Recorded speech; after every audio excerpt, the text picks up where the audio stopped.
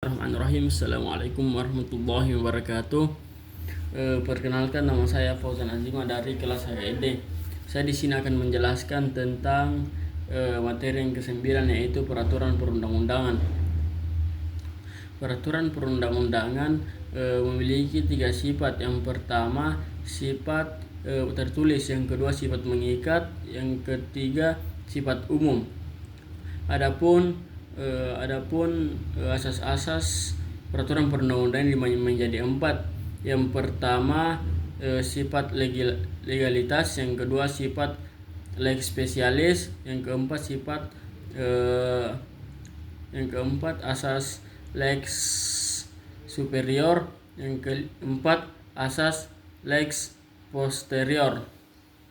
Adapun penyusunan peraturan perundang-undangan dibagi menjadi 4. Yang pertama itu ada pengesahan, yang kedua ada penyusunan, yang ketiga ada perencanaan, dan yang keempat ada pembahasan. Selanjutnya saya akan membahas tentang materi yang ke-10 tentang keputusan tata usaha negara atau KTUN. Keputusan tata usaha negara dibagi menjadi 6. Yang pertama itu dibuat oleh pejabat atau badan hukum. Yang kedua konkret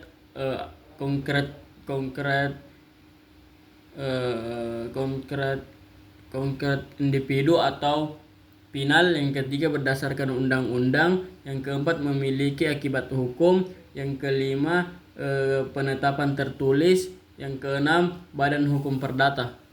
Adapun macam-macam KTUN, yang pertama itu deklarator atau konstitutif, yang kedua tidak mengubah atau mengubah, yang ketiga menguntungkan atau membebani. Baik, selanjutnya saya akan membahas materi yang ke-11, yaitu kebijakan pemerintah. Kebijakan pemerintah memiliki syarat-syarat. Yang pertama itu peraturan perundang-undangan, yang kedua asas-asas umum pemerintahan yang baik, yang ketiga objektif, yang keempat konflik berkepentingan. Adapun tujuan dari kebijakan pemerintah itu, yang pertama menjalankan pemerintah, yang kedua mengisi kekosongan hukum, yang keempat mengatasi sanksi pemerintah, yang keempat kepastian hukum. Selanjutnya saya akan membahas materi yang ke-12, yaitu rencana pemerintah. Rencana pemerintah itu tertulis dalam organ pemerintah untuk keputusan atau tindakan yang berakibat hukum di masa yang akan datang. Adapun tempat dan waktunya, tempatnya yaitu pusat daerah, provinsi, kabupaten atau kota. Waktunya waktu panjang yaitu 20 tahun, waktu menengah 10 tahun, waktu pendek 5 tahun. Adapun sifat dari rencana pemerintah ini, yang pertama itu informatif. Informatif tidak berakibat hukum, indikatif berakibat hukum tapi tidak langsung, dan operasional berakibat hukum langsung. Selanjutnya saya akan membahas materi yang ke-13, yaitu perizinan pemerintah. Perizinan adalah peristiwa hukum yang dibuat oleh organ pemerintah untuk masyarakat yang bersifat individu atau kelompok organisasi untuk kepentingan tertentu. Adapun jenis-jenis perizinan itu, yang pertama dispensasi, lisensi, dan konsesi. Adapun unsur-unsur dari perizinan ini, yang pertama itu peraturan perundang-undangan, yang kedua organ pemerintah yang berwenang, yang ketiga jangka waktu. Dan adapun tujuannya juga, yaitu yang pertama mengontrol masyarakat, dan yang kedua melayani masyarakat.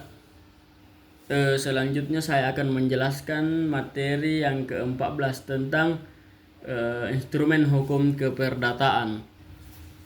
Hukum perdata adalah alat atau sarana yang digunakan dalam hukum perdata untuk mengatur hubungan antara individu atau badan hukum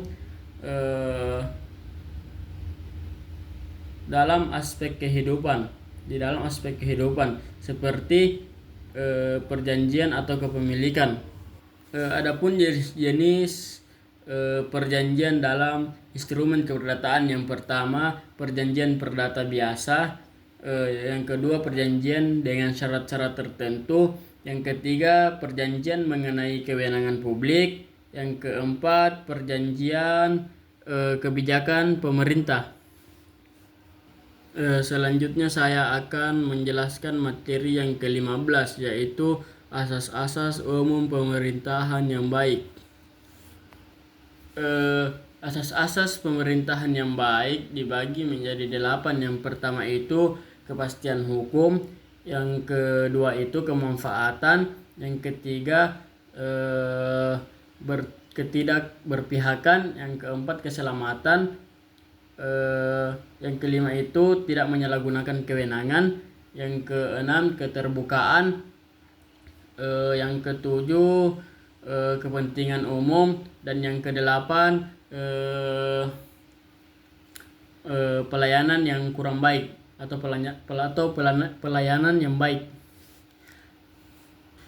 Itulah tadi penjelasan materi dari saya. Assalamualaikum warahmatullahi wabarakatuh.